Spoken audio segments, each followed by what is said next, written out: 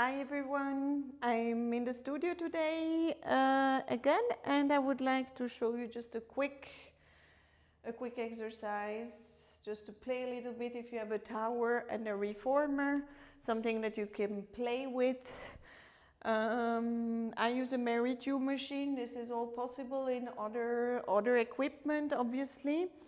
And remember that on YouTube you always get the short version of the workout. You have the preview, you have the short or some tutorials, but if you want the full workout, you might need to go on the website and purchase the whole video when you have 1 month replay. And make sure you leave me some comments so that I know which direction you want to go, what kind of workout you would like to have. Give me some ideas, some comments. I would be grateful. So now we're having, if you have other springs, it would be a light spring or on a yellow spring on the balance body. Here on the Meri-Tube, I have one white spring is plenty of enough for this exercise, unless you want heavier, but it gets quite heavy after a while. Another tip is that you can also have this exercise without springs if you feel the white or the light spring is already too much. Let me see, my screen is telling me something. And then I have my push-through bar up here on the tower with one blue spring. The blue spring for anyone is the short, heavy spring, I would say, that holds. Good. To get on the machine, I don't know what's going on with my screen. Perfect. To get on the machine, just a second, it's always technical problems.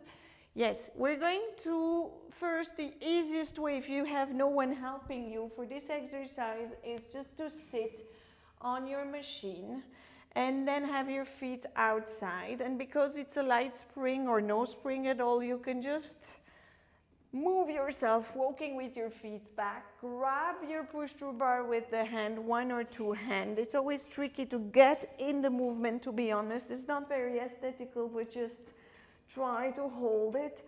And then we're going to lay down on our back. To start, it's always ideal to place our feet on that frame of the reformer, to be able to walk back or forth, because I would like here to have our hands or wrist or shoulders on the same level, and checking that our shoulders are not fully blocked towards the shoulder blocks. So allowing the space, allowing the widening without the contraction. Good, so once we have found that spot, we're going to try to slowly, without lifting the arms too high, to lift one leg in a tabletop, then the other, and ideally the carriage doesn't move. So the tricky part is to hold already without letting the carriage move forward. Remember, we want to have one line with our wrist, with our shoulders, and with our arms. If you feel already it's too much tension on your lower back, just hang your lower legs. From there, stretch only one leg in front of you. The lower you go, the harder it gets, so check wherever spot you want to stay. And then switch to the other leg and breathe. Always remember to breathe, keep your shoulder blades wide, and stretch one leg after the other for 2 more here. You can keep even more repetition if you want to. Now, only if it works well. Remember, if you need a break, you place back your feet on the frame. If it's working well, we're going to stretch both of our legs forward, connecting the arms. Now, if you lose a connection of your arms, the carriage will move. It's a perfect example of the whole body connection.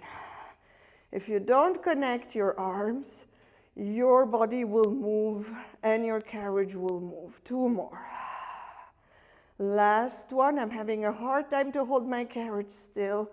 And then from there, slowly take a break and bring your feet back on the frame. We could play a little bit more with it. We're going to now slowly bring back ourselves in a nice position where the legs are in a tabletop. Now let's play with the arms. I'm going to let the carriage move forward.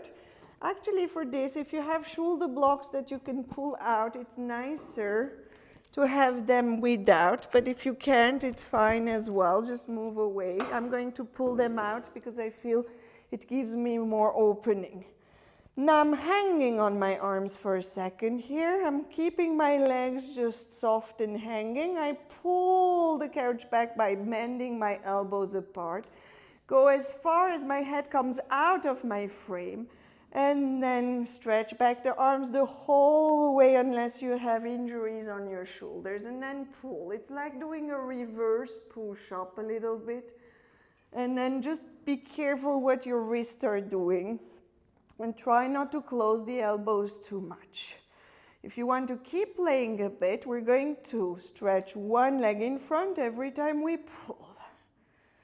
Come back. Remember the height of the leg. If you don't want too low because your lower back is reacting, then stretch the leg a little bit higher. Breathe in, breathe out. Now, if you have neck injuries and you don't want to lift your head by working on your abs, that's quite a good variation. And then you can, if you want, stretch both of your legs if you feel comfortable with the movement. And make sure the head stays heavy in your header so you don't use any neck tension, neck flexors here. You're pulling, your shoulders are wide. Last one, if you want to keep playing, there's plenty of stuff we can do like scissors, pulling, and just circles with the legs if you want to. Placing back our feet on the frame, take a tiny moment. Now, for those who are fine with their neck, I'll just give you a last variation. We're going to place, let's take the left hand on the push-through bar and place the right hand behind the head. When I place the right hand behind the head, I like to have my fingers fully open and really check that you're supporting the whole skull. It's important. Now, try to really think it's not only a neck exercise. We're going to lengthen the neck from the back to the front. You're bringing back your legs either in a 90-degree tabletop, either hanging your lower legs. We're going to lift the upper body and let the head come up, but I want you to have your eyes looking forward and not up to the ceiling because it's too much to hold on the neck. So really support the skull and have your eyes looking forward. Now pull one arm push up and stretch one leg in front. While the head stays up there, switch the leg, one arm push up. You can do this without springs if you feel it's too heavy to push. Don't lower the upper body, try to come up really. Breathe in, breathe out for the last two. Try to have both legs stretching while the upper body stays up there. 3 more, breathe. 2 more. Lift yourself higher every time. And the last one, thinking we have the other side. I'm going to take a break. It looks easy. It's quite a work. Placing now the left hand behind the head, fingers open, supporting the whole skull, please. Widening your hand behind the head, bringing your legs in a 90-degree tabletop. Lift the head, eyes looking forward, shoulder blades wide. Let's try now this side and check which arm is stronger. Definitely the right for me. Don't lower the head, my head wants to fall back. So make sure you're still supporting the full head and lifting yourself higher. We have one more. And if you want to add on for the last 3, we're going to stretch both of our legs. Remember, you can bring them higher if it's too much. 2 more. Pull all the way, and lift yourself higher on the way. Breathe in, breathe out. Very nice. Go all the way until you bump almost. Come all the way. And slowly allow your